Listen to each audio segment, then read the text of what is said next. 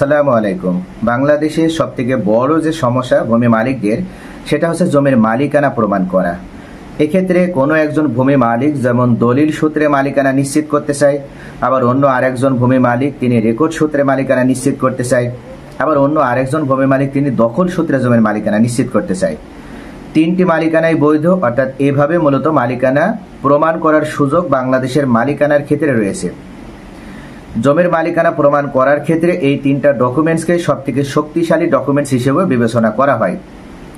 তবে এই তিনটা ডকুমেন্টসের শক্তিমত্তা থাকলেও বা জমির মালিকানা প্রমাণ করার জন্য এই তিনটি আলাদা আলাদাভাবে যার যার অবস্থানে থেকে শক্তিশালী হলেও যখন তিনটা এক জায়গায় আসবে বা তিনটা যখন মুখোমুখি অবস্থানে আসবে, সেক্ষেত্রে সব থেকে কার শক্তি বেশি হবে?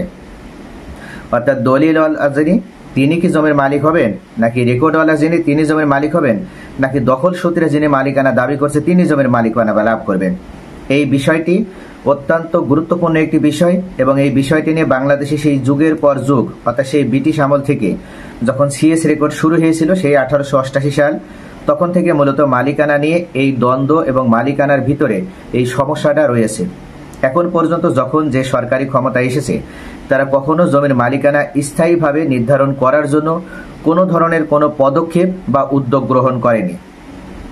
যে সরকারি ক্ষমতা এসেছে তারা ভূমি সংস্কারের নাম করে বা ভূমি সেবা আপডেট করার নাম করে বিভিন্ন ক্ষেত্রে বিভিন্ন প্রকল্প গ্রহণ করলেও পরবর্তীতে তারা কখনো সঠিকভাবে এমন কোনো সংস্কার কার্যক্রম পরিচালনার মাধ্যমে ভূমি সেক্টরটিকে ভূমি মালিকদের সামনে উপস্থাপন করতে সক্ষম হয়নি, যেটার মাধ্যমে ভূমি মালিকগণ সহজভাবে এবং হয়রানি মুক্তভাবে এবং দুর্নীতি মুক্তভাবে ভূমি সেবা পেতে পারবে বা ভূমি সেবা গ্রহণ করতে পারবে। এমন কোনো কার্যক্রম কোনো সরকারি বিগত সময়ে যারাই ক্ষমতা এসেছে তারা কখনো সেভাবে গ্রহণ করতে সক্ষম হয়নি। তবে এবার অন্তর্বর্তীকালীন সরকার ক্ষমতায় এসে বিগত সরকারের সময় গৃহীত ভূমি অপরাধ প্রতিরোধ ও প্রতিকার আইন এবং ভূমির যে ব্যবহার সত্ত্ব আইন, এই দুইটা আইনের ওনারা খসড়া প্রস্তুত করেছিল, এমনকি গেজেটও প্রকাশ করেছিল। তবে ওনারা বিধিমালা প্রকাশ করেনি। তবে এবার অন্তর্বর্তীকালীন সরকার ক্ষমতায় এসে সর্বপ্রথম এই আইন দুইটার বিধিমালা প্রকাশ করেছে এবং এই আইনের বিধিমালা প্রকাশ হওয়ার মাধ্যমে জমির মালিকানার যে নির্ধারণের ক্ষেত্রে যে এতদিন যে একটা বিতর্ক চলে আসছিল, সেই বিতর্কেরও সমাধান হয়েছে বা বিতর্কেরও নিষ্পত্তি হয়েছে। এখন জমির মালিকানা প্রমাণ করার জন্য যে কোনো ভূমি মালিক যে কোনো ডকুমেন্টস নিয়ে হাজির হলেই যে তিনি জমির মালিক, এই বিষয়টি কিন্তু প্রমাণ করার সেই যুগ আর থাকলো না।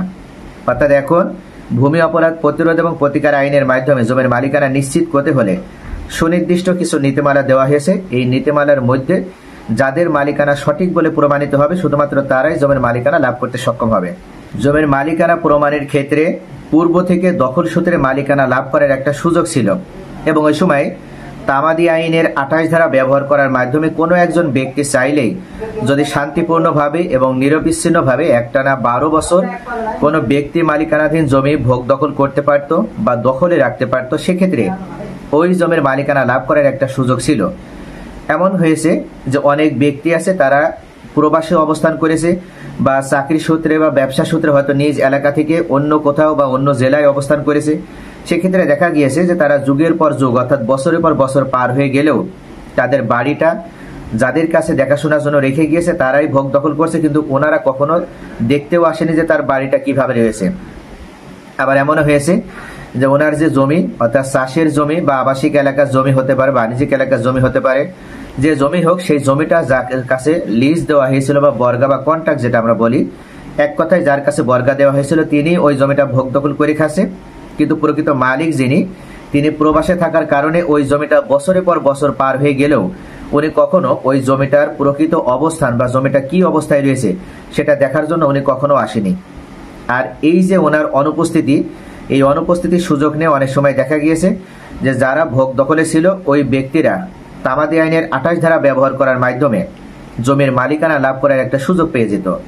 আর এই অবস্থায় ওই ব্যক্তিরা নিরবিচ্ছিন্ন যেহেতু একটানা 12 বছর বা তার বেশি কাল বা বেশি সময় ধরে ওই জমিটা ভোগ দখল করে আসছিল, এই জন্য ওনারা চাইলেই কোর্টের দ্বারস্থ হয়ে বা বিজ্ঞ আদালতে শরণাপন্ন হয়ে ওনারা একটা আবেদন বা মামলা করার মাধ্যমে ওই জমির মালিকানা লাভ করার একটা সুযোগ ছিল এবং এভাবে অনেক ব্যক্তি আছে তারা পূর্ব থেকে জমির মালিকানা লাভ করে এসেছিল।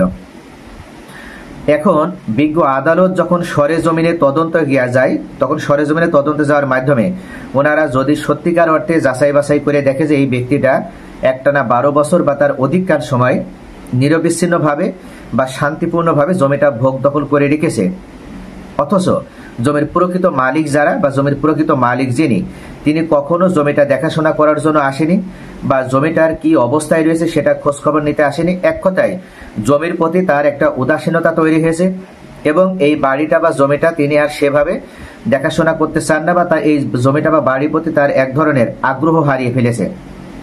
এই বিষয়টি নিশ্চিত হওয়ার পর এবং উক্ত এলাকাবাসী যখন প্রমাণ দেয় যে ব্যক্তি ভোগ দখলে ছিলেন, তার পক্ষে যখন প্রমাণ দেয় যে হ্যাঁ আমরা দেখছি যে দীর্ঘদিন ধরেই এই ব্যক্তি জমিটা বা বাড়িটা ভোগ দখল করে আছে, তখন মূলত যারা তদন্তে এসেছিল তারা একটা পজিটিভ রিপোর্ট ওই ব্যক্তির পক্ষে প্রদান করে এবং উনি যিনি আবেদন করেছে জমির মালিকানা লাভ করার জন্য, তাকে ওই জমির মালিকানা প্রদান করা হয়েছে।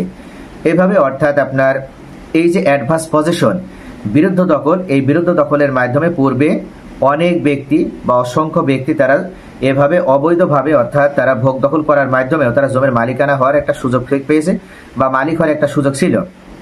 কিন্তু যখন ভূমি অপরাধ প্রতিরোধ এবং প্রতিকার আইনটির বিধিমালা প্রকাশিত হলো এবং এই আইন অনুযায়ী যখন ভূমির সকল সেক্টর বা সকল কার্যক্রম পরিচালিত হওয়া শুরু হলো, তখন মূলত কাগজে কলমে বা আইনের মাধ্যমে তামাদি আইন নিষিদ্ধ করা না হলেও এই তামাদি আইনের সুযোগ ব্যবহার করে দখল সূত্রে জমির মালিকানা লাভ করার সুযোগটা চিরদিনের জন্য বাংলাদেশ থেকে যারা অবৈধভাবে বা দখল সূত্রের মালিকানা লাভ করতে চাইতো তাদের জন্য এই মালিকানা লাভ করার পথ চিরদিনের জন্য বন্ধ হয়ে গেল।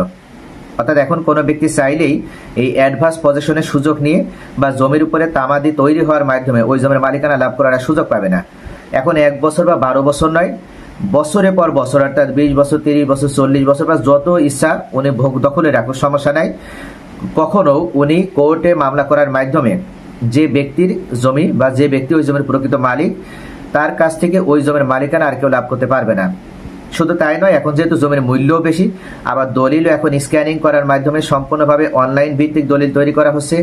এমনকি জমির মালিকানার সম্পূর্ণ তথ্য একজন ভূমি মালিক উনি চাইলে পৃথিবীর যে কোনো প্রান্তে, আমেরিকায় বসে হোক, রাশিয়ায় বসে হোক, ইউরোপের কোনো কান্ট্রিতে বসে হোক, এমনকি অস্ট্রেলিয়াতে হোক, যে কোনো জায়গায় অবস্থান করার মাধ্যমে উনি কিন্তু ভূমি মন্ত্রণালয়ের ওয়েবসাইটে প্রবেশ করে ওনার জমির বাস্তব অবস্থা কি এবং ওনার জমির সার্বিক খোঁজখবর উনি নিতে পারবেন। এমনকি উনি ভূমি মন্ত্রণালয়ের সাথে যোগাযোগ করতে পারবে। ভূমি মন্ত্রণালয়ের পক্ষ থেকে আমরা একটি কল সেন্টার চালু করা হয়েছে, অর্থাৎ যারা ভূমি সেক্টর ভূমি সংক্রান্ত বিষয়ে যারা সমস্যার ভিতরে রয়েছে তাদের সঠিক সেবা প্রদান করার উদ্দেশ্যেই এই কল সেন্টার চালু করা হয়েছে। এবং এই কল সেন্টারের মাধ্যমেও একজন ব্যক্তি পৃথিবীর যে কোনো প্রান্ত থেকে উনি চাইলে ভূমি মন্ত্রণালয়ের সাথে যোগাযোগ করে ওনার জমির সার্বিক অবস্থান বা জমিটি সম্পর্কে উনি খোঁজখবর নিতে সক্ষম হবেন। তাহলে দখল সূত্রে মালিকানা এখন বিতাড়িত বা দখল সূত্রে মালিকানা এখন বাতিল হয়ে গেছে, অর্থাৎ কাগজে কলমে বাতিল না হলে প্রকৃত কার্যক্ষেত্রে দখল সূত্রে মালিকানার আর কোনো অস্তিত্ব নাই। তবে দলিল এবং রেকর্ড এই দুইটা সূত্র ধরে জমির মালিকানা লাভ করার সুযোগ রয়েছে। যদি কোনো ব্যক্তি ক্রয় সূত্রে মালিকানা লাভ করে, তিনি যদি সঠিক মালিকের কাছ থেকে জমিটা ক্রয় করার মাধ্যমে দলিল সূত্রে জমির মালিকানা লাভ করে, সেক্ষেত্রে উক্ত ব্যক্তির মালিকানা বৈধ বলে বিবেচিত হবে।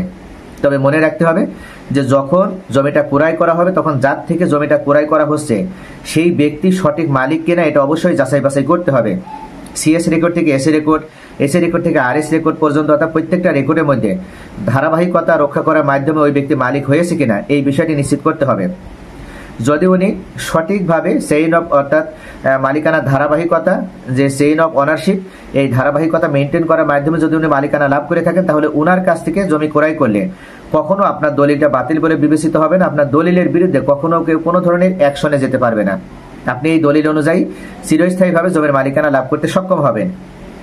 এমনকি যদি আপনি পরবর্তীতে রেকর্ডের সময় যদি ভুল করে আপনি আপনার দলিল থাকার পরও যদি জমিটা আপনার নামে রেকর্ড নাও হয়, জমিটা অন্য কোনো ব্যক্তির নামে যদি রেকর্ড হয়ে যায়, অথবা আপনি যাদের থেকে জমি ক্রয় করেছেন তাদের নামেই যদি আবার ঘুরে ফিরে রেকর্ড হয়ে যায়, তাহলেও মনে রাখবেন যে জমির মালিক আপনিই। রেকর্ড হওয়া মানে কিন্তু তিনি জমির মালিক হয়ে গেল না। অর্থাৎ যার নামে রেকর্ড হয়ে গিয়েছে, ভুল ক্রমে হোক বা ইচ্ছাকৃতভাবেই হোক, কিন্তু আপনার দলিল এসে আপনি সঠিক মালিক। আপনি এখন কিন্তু ওই রেকর্ড সংশোধনের জন্য যদি কোর্টে মামলা দায়ের করেন বা আপনার যে মালিকানা সত্ত্ব সেই সত্ত্বের যদি আপনি দায়ের করেন, তাহলে কিন্তু আপনি ওই রেকর্ড সংশোধন করে আপনার দলিল অনুযায়ী আপনার মালিকানার বৈধতা প্রমাণ করে উক্ত জমির মালিকানা আপনি পুনরায় ফিরে পেতে পারবেন বা আপনার জমির মালিকানা আপনি লাভ করতে পারবেন।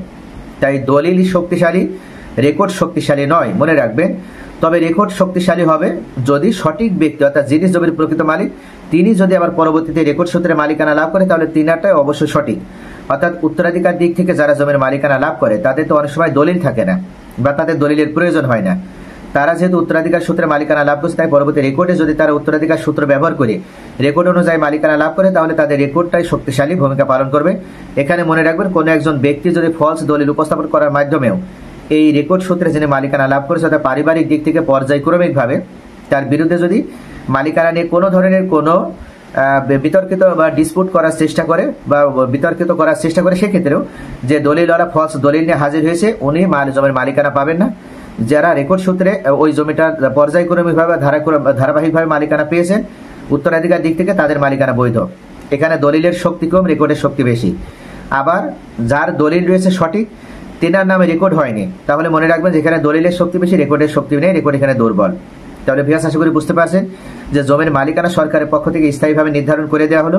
অর্থাৎ দলিলেরও শক্তি আছে, রেকর্ডেরও শক্তি আছে, তবে যার যার অবস্থানে থেকে সেই শক্তি ব্যবহার করে জমির মালিকানা প্রমাণ করতে বা জমির মালিকানা ধরে রাখতে সক্ষম হবে। তবে দখল সূত্রে বা দখল সূত্রে জমির মালিকানা লাভ করার সুযোগ এখন আর নেই, আগে ছিল। এখন এই সুযোগ ব্যবহার করে কোনো ব্যক্তি চাইলেই জমির মালিকানা লাভ করতে পারবে না।